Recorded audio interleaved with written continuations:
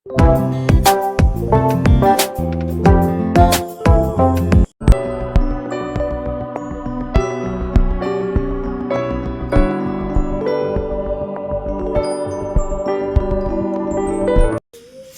waktada mayam boy kok nona khurumjari mayam ngasidi Haka Noodles sanda se ko chage tawriye siga ising hape aduga noodles se hapchen gare hojing makhong khumjalage ngahak mayam akhoi noodles se mulle bako aduduna soria da hapchale noodles se mulle haina kamana khangani haibada ko phutpa matamda akhoi noodles se sumai paraga sumai yengbiu bako yamna su ber launa munbado so mungau bakanda loina ber laung loi gibane bako adum kai haini 80% adum cook to biro bako smaina ko mayam hojik thau khara hapchalage khoi noodles se naptana bagi mare munna phajana mix taw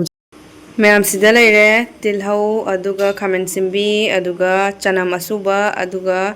kobi khara kopna soire mayam akhoi hojik thau hapchin jare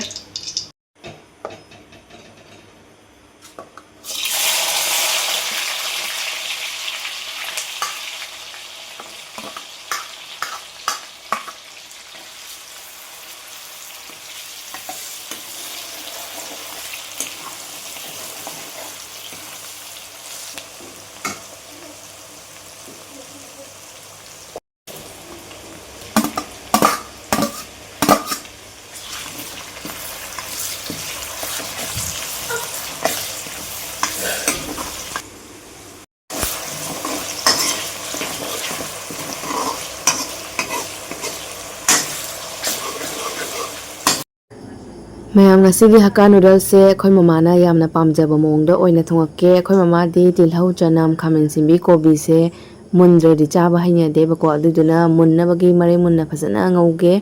mulhallaga aduraga among noodles haptoine bako natradi ma hekta munde ngauba watle haina hekta chaw haiba yade bako hawje gyai ngang ne maroi ne meat masala ne aduga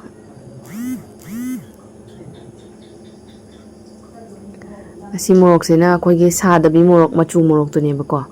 phajana hapchale aduga kobi se munnaba mare munna ngaure adulor matungda noodles se hape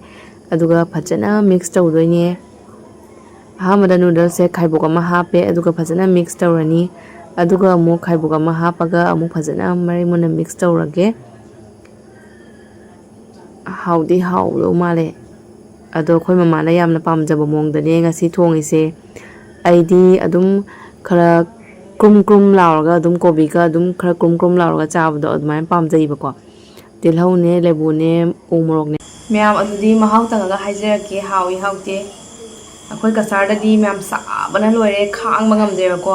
samandana yumda leiba bo ngamjalaktre samandana hawi yam sathina hawi aidi kobi ka adum hingna chaw ngobadani kraw lauraga chabdo adu hawe ko aduna pamjai ko ado ahan sing akhoi mama waidi hingna dumai chabdo haina de ko aduduna moigi damakta marai munna ngaura ko mul halla kanda amu noodles se hapane ba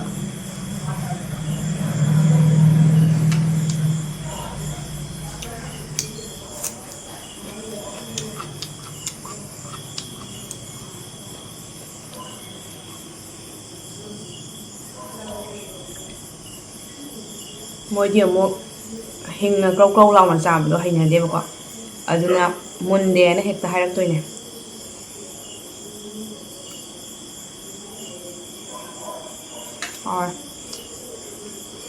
mo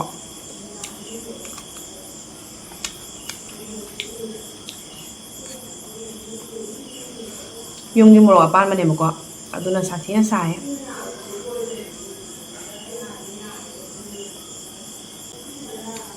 aina hujik chai se mayam mangon da ne bako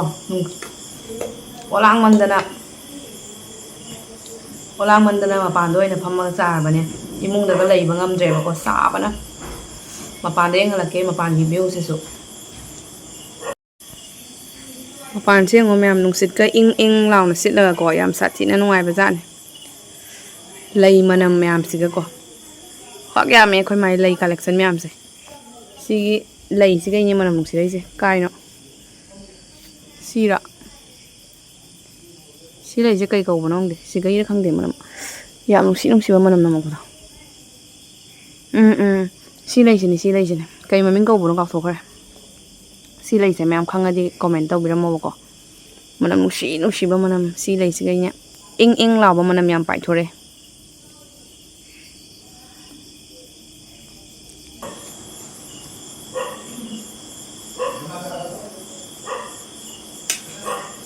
ꯅꯨꯡꯗꯥꯡꯁꯤꯗꯤ ꯁꯟꯗꯥ ꯇꯥꯗ꯭ꯔꯤꯉꯩꯗ ꯆꯥꯛ ꯊꯣꯡꯗꯣꯛꯑꯒ ꯆꯥꯊꯣꯛꯄꯀꯣ ꯅꯨꯡꯗꯥꯡꯒ ꯇꯥꯔꯗꯤ ꯂꯣꯏꯔꯦ ꯁꯥꯕꯅ ꯈꯥꯡꯕ ꯉꯝꯗꯦ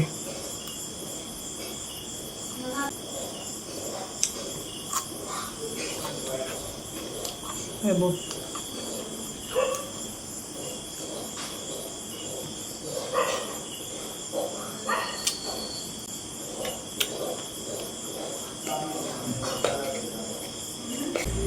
ꯑꯩꯈꯣꯏ ꯁꯨꯃꯥꯡꯁꯦ ꯂꯩꯒꯤ ꯂꯩ ꯉꯥꯛꯇꯅꯦꯕꯀꯣ ꯊꯥꯏꯁꯦ ꯑꯗꯨꯅ ꯃꯥꯡꯒꯣꯟꯗ ꯐꯝꯕ ꯀꯥꯟꯗꯀꯣ ꯂꯩꯒꯤ ꯃꯅꯝꯗꯣ ꯏꯪ ꯂꯥꯎꯕ ꯂꯩꯒꯤ ꯃꯅꯝꯗꯣ ꯀꯩ ꯃꯅꯝ ꯍꯥꯏꯗꯣꯏꯅꯣ ꯈꯪꯗꯦꯅꯦ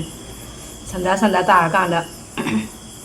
ꯌꯥꯝ ꯅꯨꯡꯁꯤꯕ ꯃꯅꯝ ꯅꯝꯃꯦꯕꯀꯣ ꯏꯪ ꯂꯥꯎꯅ ꯅꯨꯡꯉꯥꯏꯈ꯭ꯔꯖꯥꯠꯅꯤ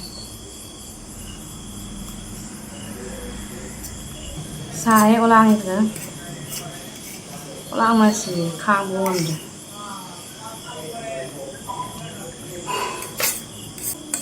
ꯍꯥꯎꯕꯒꯤ ꯃꯔꯨ ꯑꯃꯐꯥꯎ ꯊꯥꯗꯣꯛꯅꯤꯡꯗꯕꯤꯗꯣ ꯑꯗꯨꯅꯦ ꯑꯩꯅ ꯇꯧꯔꯤꯁꯦ ꯃꯔꯨ ꯑꯃꯐꯥꯎ ꯍꯦꯛ ꯊꯥꯗꯣꯛꯅꯤꯡꯗꯕꯒꯤ ꯃꯇꯥꯡꯗꯨꯅꯦꯕ ꯑꯩꯅ ꯇꯧꯔꯤꯁꯦ ꯍꯥꯎꯃꯟꯕꯒꯤ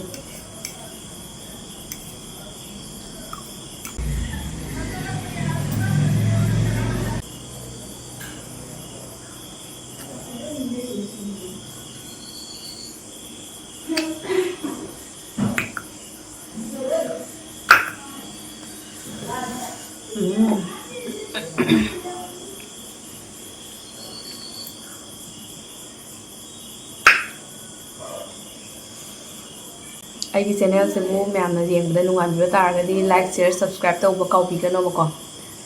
ꯑꯗꯨꯗꯤ ꯃꯌꯥꯝ ꯉꯁꯤꯒꯤꯗꯤ ꯀꯥꯏꯅꯔꯁꯦ ꯕꯥꯏ ꯕꯥꯏ